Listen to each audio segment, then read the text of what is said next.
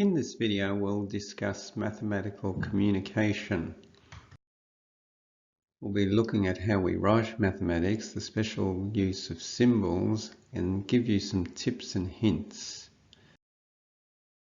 Let's see how we can tell a math story. Let's have a look at this example where we are trying to find the value of x. We start off by writing out the problem. Then we figure out that we have to double our 16 to get our 5x minus 3, which gives us 32. And that means that the 5x has to be 3 more than 32. So the 5x is 35. Now 35 divided by 5 is 7, so that means x has to be 7. All of that calculation is correct. However, it's a little bit hard to see what was going on in the person's mind when we just see the written page like this, because there's working out all over the place. This can easily be improved simply by working down in one column. Notice that the fraction that we've started off with has been written over 2 lines. If we were to write it on one line only, it becomes a little bit harder to read those first 2 lines. So that was really good practice to leave that space. Next, observe that our 35 divided by 5 equals 7 is really a calculation.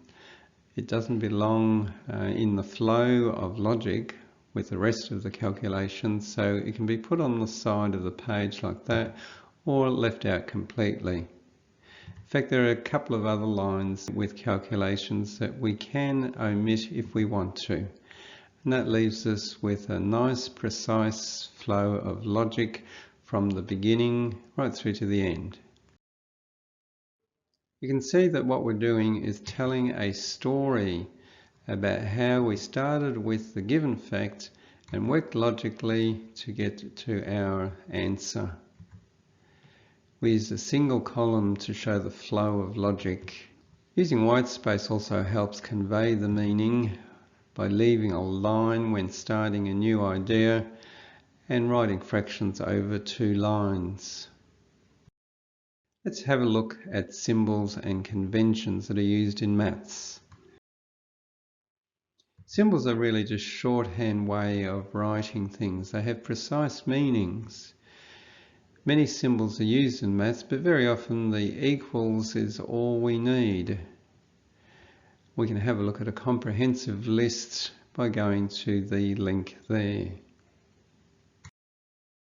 The equal sign is the most commonly used symbol in maths. It literally means is equal to, so wherever you see the sign you should be able to read it back as is equal to. Now in this example we have in our first line something that equals 16, which is equal to something that's equal to 32, which is also equal to 35 and 7. So you can see that that doesn't make sense. We shouldn't be using the equal sign there at all. We don't really mean is equal to there. What we mean is that one line implies the next, or that one line follows from the previous one. So we can use this double arrowed equal sign here, which means implies. Another appropriate sign would be the therefore sign, which is 3 dots like that.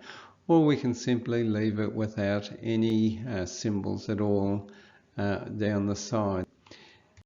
Let's have a look at another example where the is equal to symbol is misused. Starting off with our 2x plus 3 equals 17, we can see we have to subtract 3 from both sides, and then that gives us 14, which we then have to divide by 2 to get our final answer of 7.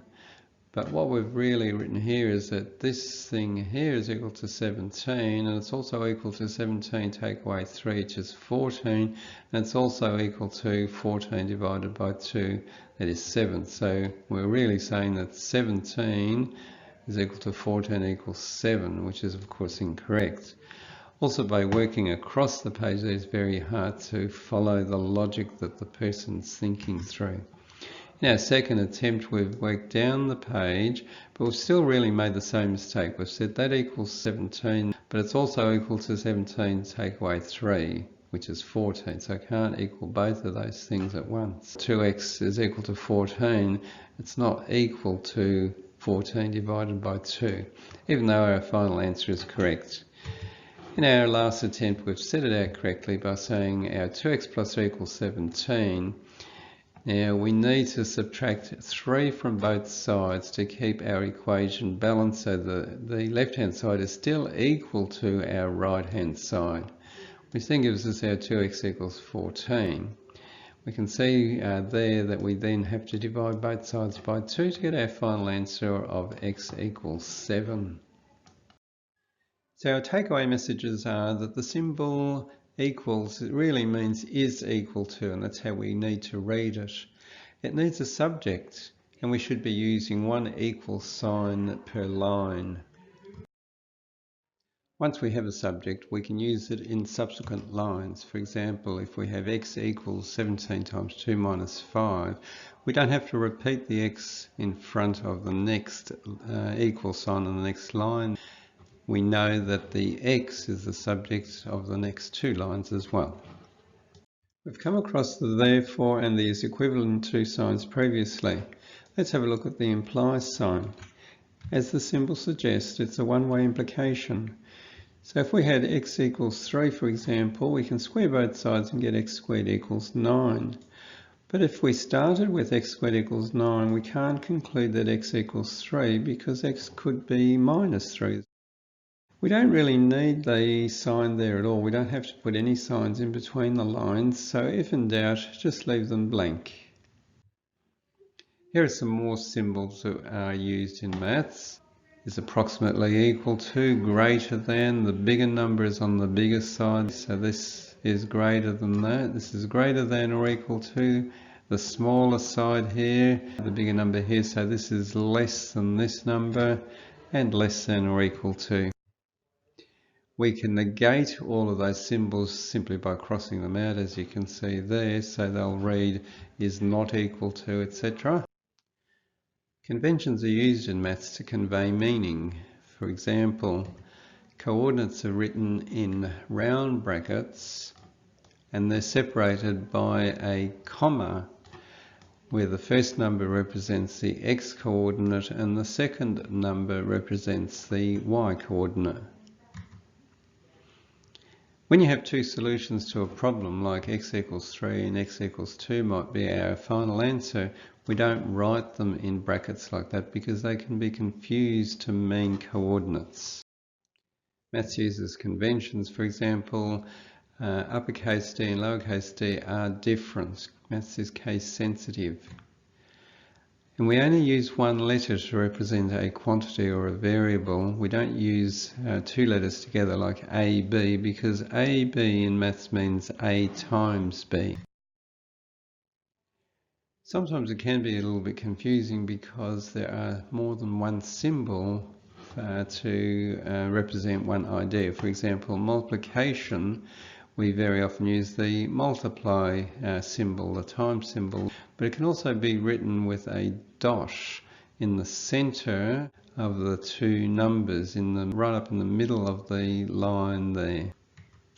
And we use a dot also as a decimal point, but you can tell the difference because the dot is on the line and there isn't a space in between the numbers.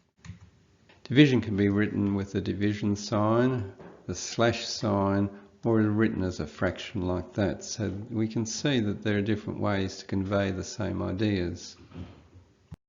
Let's look at some tips and hints. When we have a decimal, it's always good practice to put a 0 in front of the decimal point, otherwise the decimal point can be easily overlooked.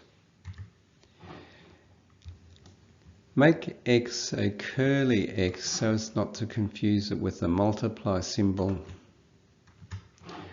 When we have letters and numbers that look similar, we might have to try to make them clear. For example, a 5 and an S can easily be confused, a 2 and a Z, a 1 and a 7, maybe cross out the 7, And a 0 and the letter O can easily be confused, so maybe even cross out the 0.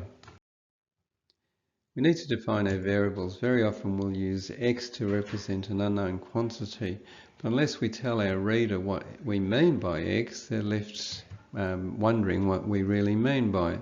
So we need to define the variables. X may not be the most appropriate symbol to use. You can use any letter, not necessarily just X. For example, if you're looking for the height of a building, you might want to use H. And then we start off by saying what we mean by H, and then we'll do our calculation and find out what that distance is. Here are some tips for writing fractions. If we write our fraction on the line like that, and we want to multiply it by 5, it looks as though we're multiplying this denominator by 5, which is not correct. However, writing our fraction above and below the line like that, when we have a times 5 there, we can see that it's in line with the 1. It's only the 1 that's being multiplied by 5. So it's good practice to put the numerators, the top numbers, on the line and the denominators below the line. And then all the numbers on top you're multiplying by, and all the numbers down the bottom you're dividing by. Keywords can help us decide what we should be doing. For example, simplify means that we're trying to make an expression look simpler. We're not trying to find the value of anything. Solve is when we are trying to find the value of some unknown quantity. And prove means that we're trying to show that both sides of an equation are equal to one another.